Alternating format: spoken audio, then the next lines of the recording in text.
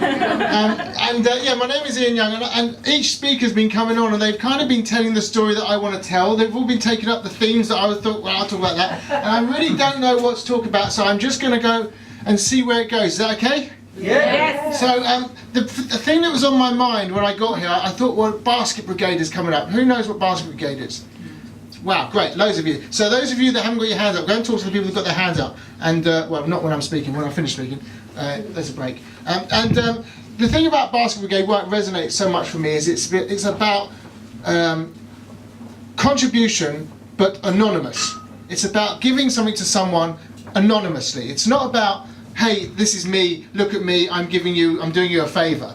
But it's about having the humility to give someone the gift of food at Christmas without expecting anything in return.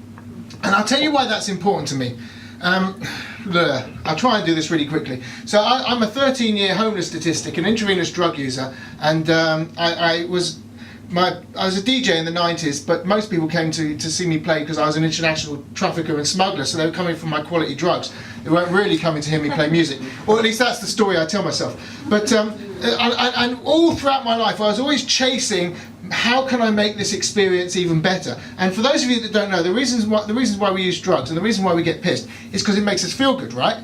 I mean, people that are using smack, they're using it because it makes them feel good. Now, I appreciate that when we get addicted, that there's a hell of a lot of downtime. And for the last 3 years of my heroin habit and my crack habit, I spent more time being junkie sick than being happy about having a habit. And that's really where the problems begin or end. And for many people, that can go on for many, many years. But for me, in those 3 years, from the age of 26 to 29, it was really miserable for me, and I knew that I was no longer enjoying the life that I had. I knew that I was no longer being the person that I wanted to be. I couldn't tolerate who I had become. I couldn't appreciate the way that I had evolved. I didn't like the way I was treating my family or the people that came close to me. I was manipulating everyone. I was taking the piss out of people. I was cheating and stealing. I was checking out handbags everywhere I went.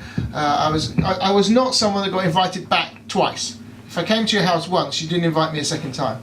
I'm not the same person today. And at the age of 29, when I got sober, because I'm an alcoholic as well, just to make sure it all goes down well. Well, when you're waiting for the drugs to turn up, there's no, all you've got to do is drink. And I got sober at the age of 29, and do you know what? It's my birthday in 2 days' time. I'm 45. Happy birthday. No, I'm not trying. I mean, I appreciate I look a lot younger, so thank you for stealing my joke, Tony. Yeah, I'm 45, so I'm 15 and a half years without drinking a drug.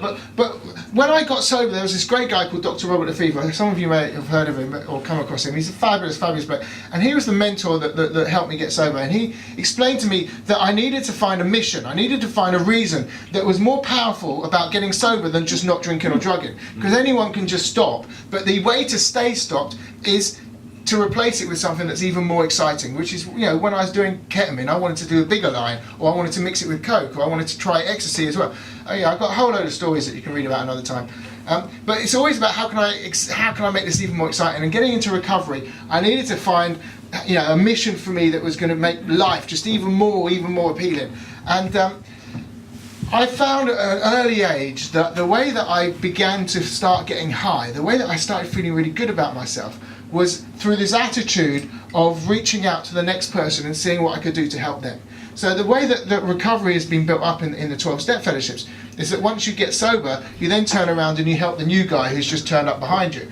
And that whole process of reaching out and helping someone else it gives you a euphoric feeling that is more powerful than half a gram of cocaine in your arm, and that feels pretty great. But so here's what happened. I went on this journey, and I came across this guy, and he told me that the secret to living is giving. And I thought, wow, that's so true. That really resonates for me. The secret of living is giving. And I realised that when I go out of my way to see how I can improve the quality of other people's lives, that God is kind of up there winking at me, just rewarding me with all this type of kind of opportunities in life. I'm someone that I can sense that God is winking at me and giving me an idea, hey, go that way. And I follow my intuition. And I talk about God quite liberally. I am the biggest atheist, card-carrying atheist you'll ever meet who believes in God. And let me explain that to you. I cannot justify the existence of God whatsoever. It makes no sense to me at all. However, when I go through the process of believing in a God that I don't believe in, magic happens. Miracles happen. When I go through the process of sitting by myself and breathing, I've taken up meditation. I figured it beats sitting around doing nothing. And when I'm in that process of meditation, I'm talking to a God that I don't believe in, but she just always turns up. And the beautiful thing about God is she loves me unconditionally. She's forgiving, she's tolerant, she's compassionate, she gives me empathy, she gives me courage, she gives me purpose, and she gives me the gift of self-confidence and self-assurance that I'm doing the right thing. And she also nudges me when I don't do the right thing, and she reminds me to do the right thing. So the question is, what is the right thing? And I asked, what is the right thing? The Dalai Lama, you heard of the Dalai Lama? Yeah. Beautiful man. He said, a spiritual life is one being of service to others. I thought, wow, that's beautiful, isn't it? To be spiritual, all I have to do is be of service to others. And I come across a lot of people in my world who explore these ideas of spirituality and stuff. They wear purple and burn incense and candles and stuff, and Mary at the back there does meditation groups and things, and there's all different levels of spirituality. But for me, I'm going to keep spirituality really simple for you, and I'm going to say this is hashtag bubblegum spirituality. This is spirituality that everybody can adapt. Anyone in the world can adopt spirituality by doing these two things. How many things? Two. Very good. Number one, and this one you've all heard before. It comes from I think a Christian dogma, and you'll all know this, and you'll all go, yeah, that's lovely. Number one, do unto others as you like done to yourself. Right? Yeah. Do to others as you like done to yourself. Show respect, show love. If you treat people kindly, then they treat you back kindly. The best way to anyone suffering with low self-esteem here. I mean, you're not going to put your hand up, but if you were, if you're suffering from low self-esteem, the way to overcome low self-esteem, is to do esteemable acts. I promise you, if you get out of yourself and you do something that matters to someone else, your self-esteem increases. So do things, treat other people the way that you want to be treated yourself. Right? We've got that? Yes. I'm seeing lots of nodding heads. Yes. Number two, and this one is a bit of a curveball. But this is what's really beautiful about bubblegum spirituality. And if you can do these two things, then you can live a spiritual life and you can be happy, joyous and free. So, number two, do for others what they cannot do for themselves. Wow! How profound is that? If I can do something for someone else that they can't do for themselves, I'm giving them the gift that is, it's priceless. They can't buy that. They can only get it as a gift from someone else. And I believe that if I go around doing my best to see how I can bring value to other people's lives in all of my affairs, that in some roundabout way, God, who's far too busy because she's sorting out Donald Trump this week, and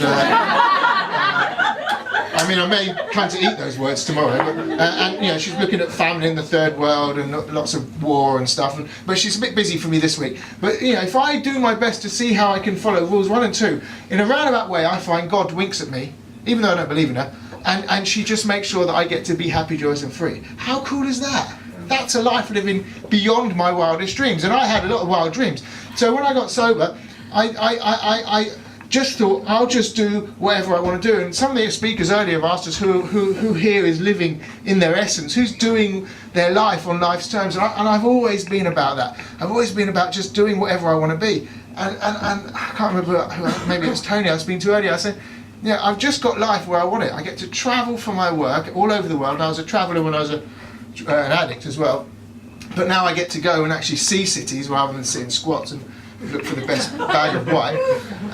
I travel all over the world for my work. I'm getting away. Does that mean I've got 4 minutes? No.